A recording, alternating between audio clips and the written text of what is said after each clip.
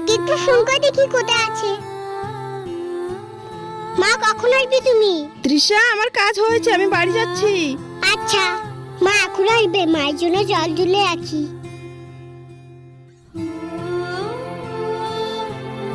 তৃষা! মা তুমি এসেছো? হ্যাঁ সোনা, এই নাও তোমার জন্য খাবার এনেছি। মা তুমি আজকে আমাকে খাবার খাইয়ে দিবে? আমার খুব ইচ্ছে করে তোমার হাতে খাবার খেতে। তোমার হাতে না খেলে ভালো লাগে না। আমারও ইচ্ছে করে সোনা তোমাকে খাইয়ে দিতে, আদর করতে, কিন্তু কি করব, কাজ না করলে তো সংসার চলবে না। মার কথা বলতে হবে না, এখন গিয়ে হাত মুখ ধোও। ঠিক আছে, আমি যাচ্ছি। তৃষা আমার জন্য জল তুলে রেখেছে। এ মা, ঘরে চাল বারণ তো, একটু পরে তৃষা খেতে চাইবে, যাই দোকান থেকে চাল কিনে আনি।